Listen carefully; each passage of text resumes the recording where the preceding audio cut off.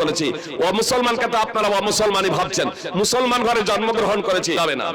জি, এটাই চূড়ান্ত সঠিক।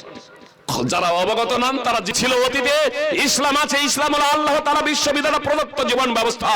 আমি যদি যাই তাহলে আপনার বৈকালে সন্ধ্যার আগে মুহূর্তে যদি চলে যাই তাহলে ছিল ইহুদি, শুধু ইহুদি বলে নাই, অমুসলিম সে যে কোনো ক্যাটাগরি হলো ইসলামের নীতি।